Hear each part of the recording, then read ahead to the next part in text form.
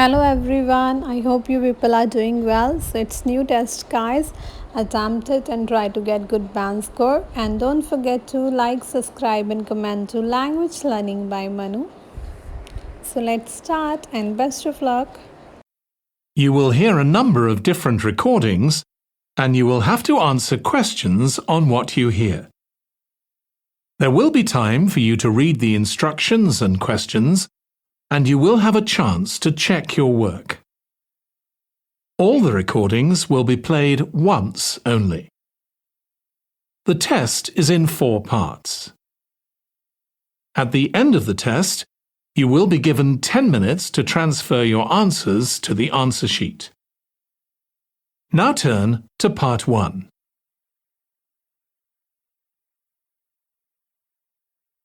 Part 1. You will hear a woman phoning a friend to get information about a job agency. First, you have some time to look at questions 1 to 5.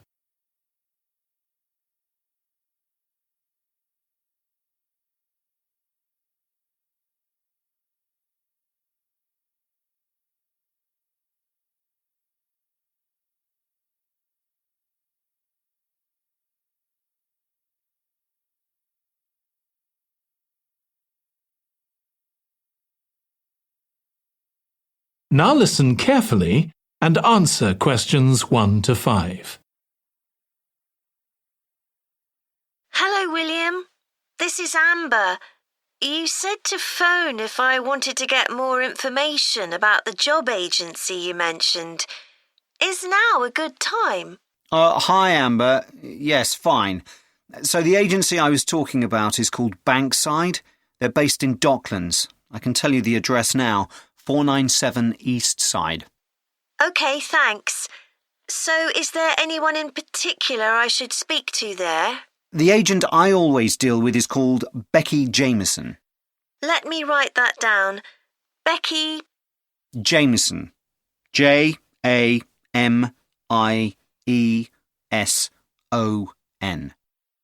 Do you have her direct line? Yes, it's in my contacts somewhere. Right, here we are. 07866 510 333. I wouldn't call her until the afternoon if I were you. She's always really busy in the morning trying to fill last-minute vacancies. She's really helpful and friendly, so I'm sure it would be worth getting in touch with her for an informal chat. It's mainly clerical and admin jobs they deal with, isn't it? That's right. I know you're hoping to find a full-time job in the media eventually, but Becky mostly recruits temporary staff for the finance sector, which will look good on your CV and generally pays better too. Yeah, I'm just a bit worried because I don't have much office experience. I wouldn't worry. They'll probably start you as a receptionist or something like that.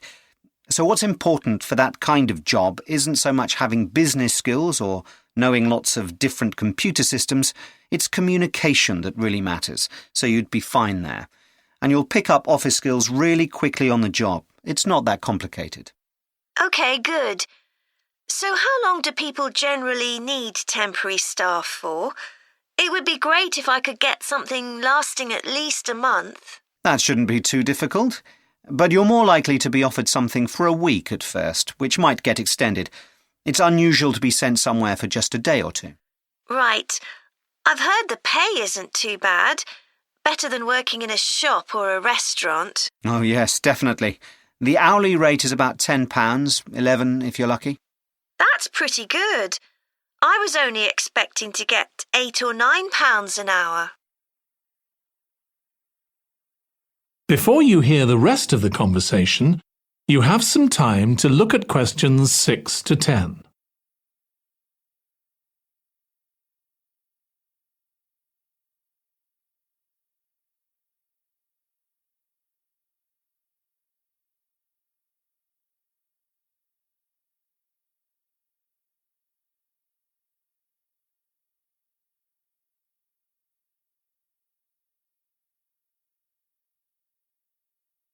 Now listen and answer questions 6 to 10. Do you want me to tell you anything about the registration process? Yes, please. I know you have to have an interview. The interview usually takes about an hour, and you should arrange that about a week in advance. I suppose I should dress smartly if it's for office work. I can probably borrow a suit from Mum. Good idea. It's better to look too smart than too casual. Will I need to bring copies of my exam certificates or anything like that? No, they don't need to see those, I don't think. What about my passport? Oh yes, they will ask to see that. OK. I wouldn't get stressed about the interview, though. It's just a chance for them to build a relationship with you, so they can try and match you to a job which you'll like. So there are questions about personality that they always ask candidates, fairly basic ones, and they probably won't ask anything too difficult, like what your plans are for the future. Hope not. Anyway, there are lots of benefits to using an agency. For example, the interview will be useful because they'll give you feedback on your performance so you can improve next time. And they'll have access to jobs which aren't advertised. Exactly. Most temporary jobs aren't advertised. And I expect finding a temporary job this way takes a lot less time. It's much easier than ringing up individual companies. Yes, indeed. Well, I think I've covered it. That is the end of part 1. You now have 1 minute to check your answers to part 1.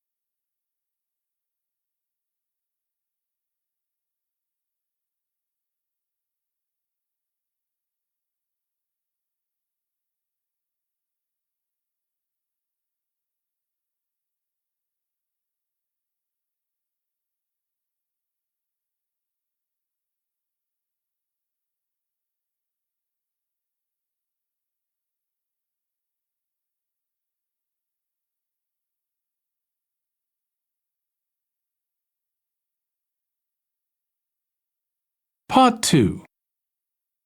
You will hear a woman giving a presentation about a holiday on an island in Britain that her company organises.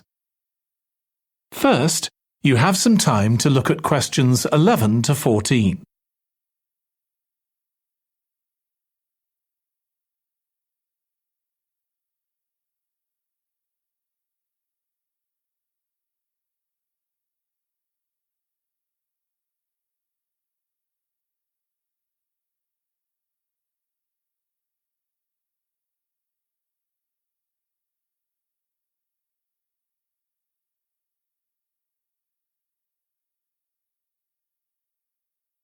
Now listen carefully and answer questions 11 to 14. Good morning. My name's Erica Matthews, and I'm the owner of Matthews Island Holidays, a company set up by my parents. Thank you for coming to this presentation, in which I hope to interest you in what we have to offer. We're a small family-run company, and we believe in the importance of the personal touch. So we don't aim to compete with other companies on the number of customers. What we do is build on our many years' experience, more than almost any other rail holiday company, to ensure we provide perfect holidays in a small number of destinations, which we've got to know extremely well. I'll start with our 6-day Isle of Man holiday. This is a fascinating island in the Irish Sea, with Wales to the south, England to the east, Scotland to the north, and Northern Ireland to the west. Our holiday starts in Heysham, where your tour manager will meet you. Then you'll travel by ferry to the Isle of Man. Some people prefer to fly from Luton instead, and another popular option is to go by train to Liverpool and take a ferry from there. You have 5 nights in the hotel, and the price covers 5 breakfasts and dinners and lunch on the 3 days when there are organised trips. Day 4 is free, and most people have lunch in a cafe or restaurant in Douglas. The price of the holiday includes the ferry to the Isle of Man, all travel on the island, the hotel, and the meals I've mentioned.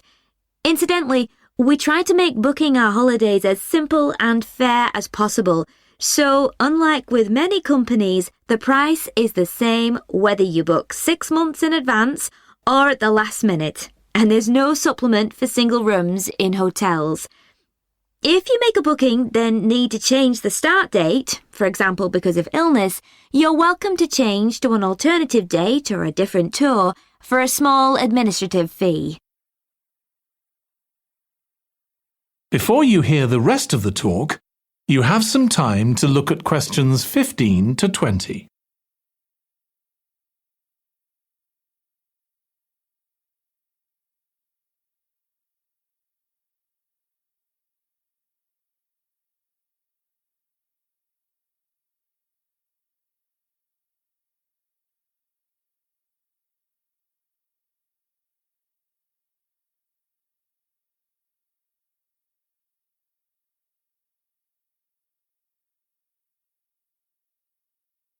Now listen and answer questions 15 to 20. Okay, so what does the holiday consist of? Well, on day 1, you'll arrive in time for a short introduction by your tour manager, followed by dinner in the hotel. The dining room looks out at the river, close to where it flows into the harbour, and there's usually plenty of activity going on. On day 2, you'll take the coach to the small town of Peel, on the way calling in at the Tynwald exhibition. The Isle of Man isn't part of the United Kingdom, and it has its own parliament called Tynwald. It's claimed that this is the world's oldest parliament that's still functioning, and that it dates back to 979.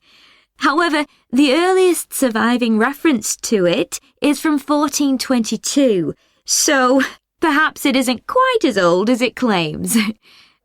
Day 3, we have a trip to the mountain Snaefell. This begins with a leisurely ride along the promenade in Douglas in a horse-drawn tram. Then you board an electric train which takes you to the fishing village of Laxey. From there, it's an 8-kilometre ride in the Snaefell Mountain Railway to the top. Lunch will be in the cafe, giving you spectacular views of the island. Day 4 is free for you to explore, using the pass which we'll give you. So you won't have to pay for travel on local transport or for entrance to the island's heritage sites. Or you might just want to take it easy in Douglas and perhaps do a little light shopping. The last full day, day 5, is for some people the highlight of the holiday, with a ride on the steam railway from Douglas to Port Erin. After some time to explore, a coach will take you to the headland that overlooks the Calf of Man, a small island just off the coast. From there, you continue to Castletown, which used to be the capital of the Isle of Man and its medieval castle. And on day 6, it's back to the ferry, or the airport if you flew to the island, and time to go home. Now, I'd like to tell you a bit more. That is the end of part 2. You now have 30 seconds to check your answers to part 2.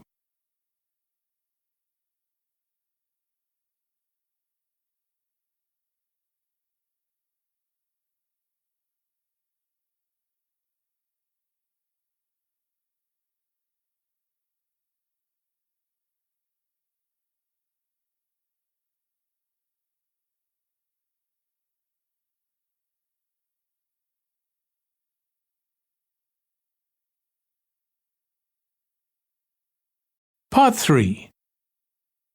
You will hear 2 psychology students discussing the effects of the order in which the children in a family are born. First, you have some time to look at questions 21 to 26.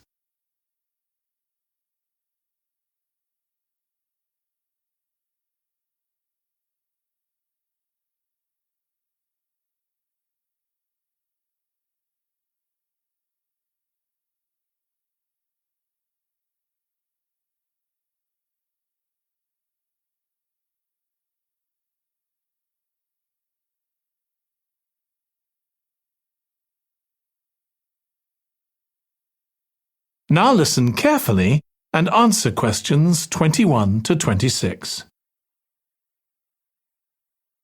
Ed, how are you getting on with the reading for our presentation next week? Well, OK, Ruth, but there's so much of it. I know. I hadn't realised birth order was such a popular area of research. But the stuff on birth order and personality is mostly unreliable. From what I've been reading, a lot of the claims about how your position in the family determines certain personality traits are just stereotypes, with no robust evidence to support them. OK, but that's an interesting point. We could start by outlining what previous research has shown. There are studies going back over 100 years. Yeah, so we could just run through some of the typical traits. Like the consensus seems to be that oldest children are generally less well-adjusted because they never get over the arrival of a younger sibling. Right, but on a positive note, some studies claim that they were thought to be good at nurturing. Certainly in the past, when people had large families, they would have been expected to look after the younger ones. There isn't such a clear picture for middle children, but one trait that a lot of the studies mention is that they are easier to get on with than older or younger siblings. Generally eager to please and helpful, although that's certainly not accurate as far as my family goes. My middle brother was a nightmare, always causing fights and envious of whatever I had. As I said, none of this seems to relate to my own experience. I'm the youngest in my family, and I don't recognise myself in any of the studies I've read about. I'm supposed to have been a sociable and confident child who made friends easily, but I was actually terribly shy. Really? That's funny.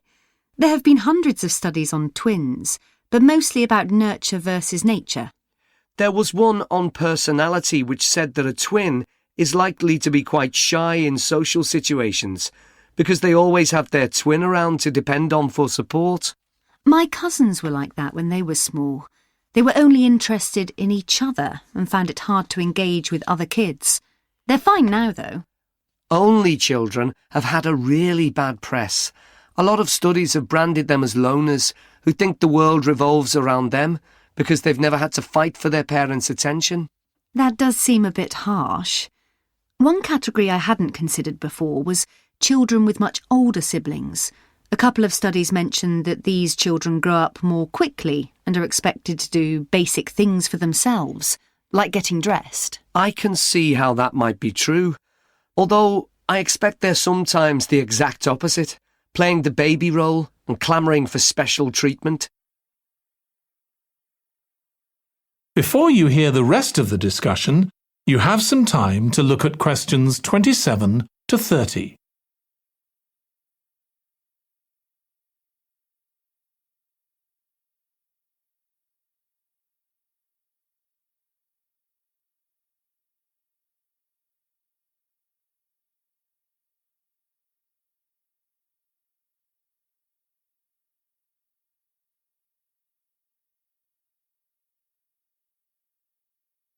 Now listen and answer questions 27 to 30. What was the problem with most of these studies, do you think?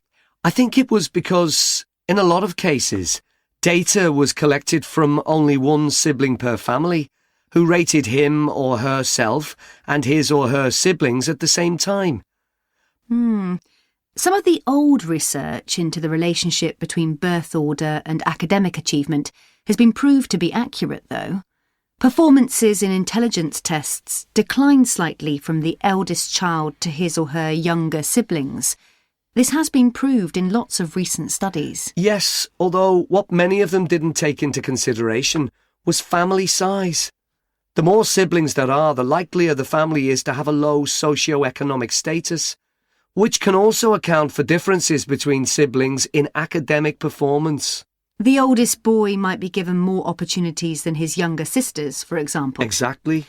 But the main reason for the marginally higher academic performance of oldest children is quite surprising, I think. It's not only that they benefit intellectually from extra attention at a young age, which is what I would have expected. It's that they benefit from being teachers for their younger siblings by verbalising processes. Right. and this gives them status and confidence, which again contributes in a small way to better performance. So, would you say sibling rivalry has been a useful thing for you? I think so. My younger brother was incredibly annoying, and we fought a lot, but I think this has made me a stronger person. I know how to defend myself. We had some terrible arguments, and I would have died rather than apologise to him. But we had to put up with each other, and most of the time we coexisted amicably enough. Yes, my situation was pretty similar. But I don't think having two older brothers made me any less selfish. I was never prepared to let my brothers use any of my stuff. That's perfectly normal, whereas sometimes... That is the end of part 3. You now have 30 seconds to check your answers to part 3.